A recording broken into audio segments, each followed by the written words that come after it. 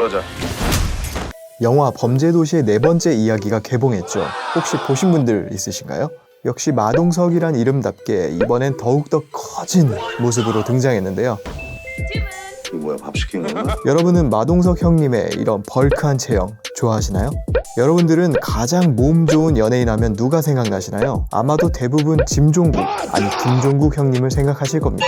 피트니스를 우리 모두에게 좀 더 친근한 이미지로 바꿔준 헬스 유튜브계의 삼성 같은 형님이죠. 그럼 질문을 한번 바꿔볼까요? 우리나라 최강의 피지컬을 가진 연예인 하면 누가 떠오르시나요? 네, 바로 오늘의 주인공 마요미, 아니 마동석입니다. 슬림한 장근육만을 선호하던 예전과는 달리 요즘엔 마동석이란 장르가 생겨난 덕분인지 이런 마동석 형님의 체형도 예전보다 인기가 많아졌는데요. 심지어 이런 몸이 그냥 돼지라고 생각하는 사람들도 많았을 정도였던 걸 생각해보면 현재는 웨이트에 대한 인식과 관심이 많이 높아졌다는 게 느껴집니다. 영화에서 보여주는 시원시원한 이미지나 통쾌한 역할들뿐만 아니라 마동석의 몸처럼 크고 듬직한 사이즈의 몸을 원하는 분들도 많아졌습니다. 하지만 이런 몸을 만드는 건 생각보다 굉장히 어려운 일입니다. 이번 영상에서는 마동석 같은 벌크업된 몸, 특히 저런 왕팔을 가지기 위해선 시간이 얼마나 걸릴지, 쉽게 만들 수 있는 것인지 벌크업의 진실에 대해 이야기해보겠습니다. 운동 얘기하기에 앞서서 그럼 마석도는 아니 현재의 마동석은 어떻게 탄생되었는지 먼저 이야기해보죠. 실제로 마동석 형님도 처음부터 이렇게 몸이 컸던 것은 아닙니다. 어릴 적부터 운동을 좋아해서 그랬는지 모르지만 18살 때의 이 사진도 몸이 굉장히 좋습니다. 이렇게 평범한 체형인 사람도 꾸준히 노력하면 커질 수 있다는 걸 입증한 결정적인 증거이기도 합니다. 엄연히 미국 사람이라 미국 이름은 돈리, 한국 이름은 이동석, 활동명은 마동석. 이 마동석 이름은 초등학생 때 불렸던 별명인 악마 동석에서 따왔다고 합니다. 근데 왜 악마일까? 1971년생, 현재 50대의 나이로 뒤늦게 전성기를 맞이하고 있는데요. 데뷔가 30대 초반인 만큼 약 20년간 성실하게 배우 활동을 해오며 작은 배역부터 자신만의 캐릭터를 만들어 왔습니다. 지금의 모습만 보면 운동 엄청 많이 한 덩치 큰 아저씨가 배우가 됐구나 라며 순탄한 길을 왔을 거라 생각이 들지만 사실 마동석의 탄생 과정에는 많은 우여곡절이 있었다고 합니다. 어린 시절 여느 친구들과 똑같이 축구 좋아하고 운동 좋아하는 학생이었던 마동석은 19살 때 급격히 안 좋아진 가정 형편 때문에 친척이 있던 미국의 한 시골 마을로 이민을 가게 되었다고 하는데 온갖 아르바이트로 생활비와 학비를 벌어야 했고 인종차별도 심했던 때라 그런지 몸집이 큰 서양인들 사이에서 무시받지 않으려면 덩치를 키워야 했습니다. 뭐 여담이지만 예전에는 여성분들이 솔직히 이런 근육돼지 같은 몸 싫어했어요. 깡패 같다, 뚱뚱하다는 기본이었고 애초에 근육이 있는 줄도 모르는 경우가 다반사였죠. 그런데 마동석 형님의 겁나 센 캐릭터 때문인지 귀여운 반전 매력 때문인지 덩치 크고 겁나 센데 귀여운 이 모습은 요즘에 그 인식들을 많이 다르게 만든 것 같습니다. 심지어 그 당시 헬린이들은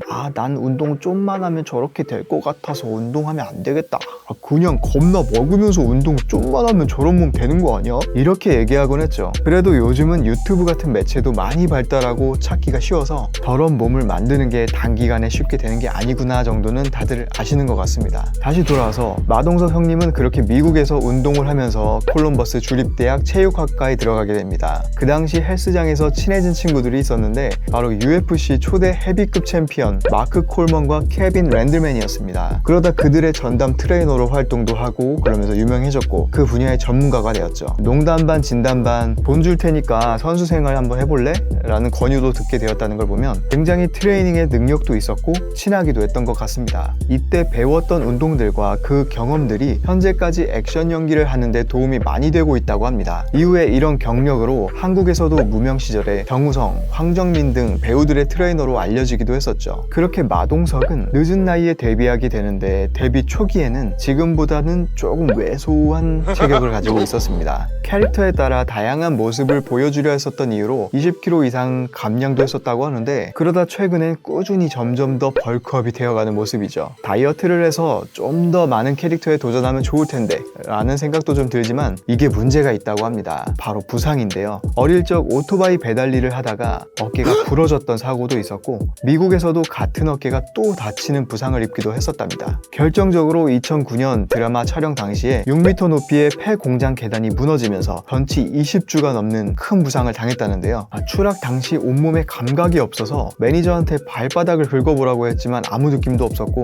척추뼈 2개랑 갈비뼈가 반토막이 나버렸다고 합니다. 하반신 마비가 될 수도 있었던 심각한 상황에 여러 번 수술을 받았고 오랜 기간 재활을 받아야 회복할 수 있던 상황이었지만 마동석은 이런 부상에도 끝내 털고 일어났다고 합니다. 연기에 진심인 마동석은 재활도 제대로 하지 못하고 촬영에 다시 임했다고도 하는데요. 결국 크고 작은 후유증 때문에 부상을 당한 뼈를 근육으로 지지하기 위해 웨이트로 근육을 키웠고 100kg 정도의 몸무게를 유지하지 않으면 수술한 부위에 통증이 생겨 계속 몸을 유지할 수밖에 없다고 합니다. 그래도 마동석은 오랜 훈련과 탁월한 액션 연기로 대부분의 액션은 직접 다 소화를 하는데 딱 한 가지 대역을 쓰는 장면이 있다고 합니다. 바로 계단 씬이죠. 무릎이 아파서 계단을 내려가지 못하기 때문에 계단 내려가는 장면이 가장 어려운 액션 배우 마요미입니다. 이렇게 해서 마동석은 100kg 이상의 몸을 유지하며 본인에게 딱 맞는 영화에서 연기와 제작까지 하고 있는데요. 그렇다면 마동석같이 크고 두꺼운 몸을 만들려면 얼마나 걸릴까요? 요즘엔 피트니스에 대한 정보가 많아져서 벌크업이라는 단어는 대부분 들어보셨을 겁니다. 그런데 우리가 아는 그 벌크업, 이거 실제로 가능한 걸까요? 보통 겁나게 먹고 운동도 미친 듯이 해서 지방이 끼는 걸 조금 감수하더라도 근육량을 최대한 늘리는 걸 목적으로 하는데 사실상 선수가 아닌 이상 근육량 증가보다는 살이 찌는 비율이 더 높습니다. 한번 해보신 분들은 아시겠지만 실컷 먹어서 불렸다가 다시 다이어트로 쫙 빼보면 큰 근육량 증가 없이 대부분 원래 모습으로 돌아오기 마련이죠. 정말 안타깝지만 우리가 1년에 붙일 수 있는 근육량은 생각보다 크지 않습니다. 뭐 좋은 게 들어가지 않는 이상.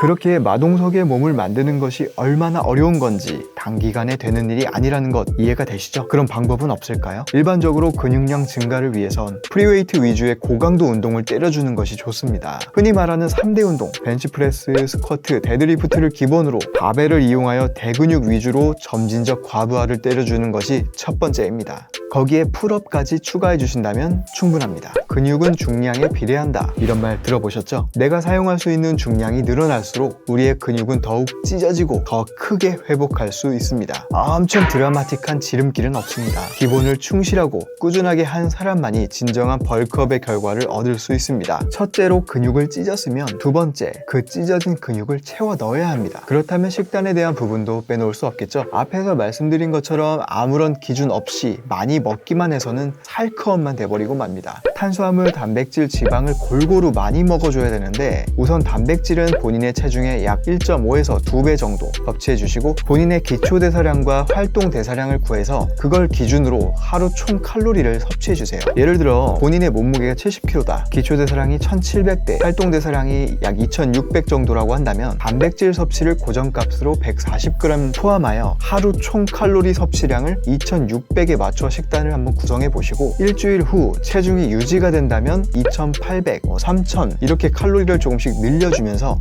내 체중이 늘어나는지 줄어드는지 이 데이터를 쌓아가야 합니다. 대사량을 구하는 법을 모르신다면 네이버에 기초대사량 계산기를 한번 검색해 보세요. 많이 나옵니다. 강경원 선생님께서 말씀하시길 논문에서 이렇게 연구되었다라고 하면서 그것을 정답으로 정의하는 사람들이 많다고 합니다. 하지만 이론과 실전은 매우 다르고 이러한 논문은 참고만 해야 할 뿐 정답은 아니다 라고 하셨는데 정말 크게 공감했습니다. 사실 모든 수많은 논문이 일관성이 있는 것도 아니고 이 실험 대상과 변인 모든 조건이 다르기 때문에 본인의 운동 방법, 하고 있는 운동 식단, 자기 자신의 몸을 데이터로 쌓아가면서 결과물을 뽑아내는 것이 무엇보다 중요합니다. 마동석 형님은 학창시절부터 운동을 해왔었고 20살부터 했다고 해도 좋게 한 30년가량 꾸준한 운동을 한 결과물인 것입니다. 쉽게 되는 건 없습니다. 올바른 방법으로 운동을 꾸준히 했을 때 결국 원하던 몸으로 천천히 커질 수 있는 것이죠. 그러기 위해선 가늘고 길게 이 행위들을 이어나갈 지속 가능성을 높여주어야 합니다. 그러니 다치면 안 되겠죠. 부상당하면 운동을 쉬어야 되고 그렇게 되면 득보다 실이 크니까 항상 안전하고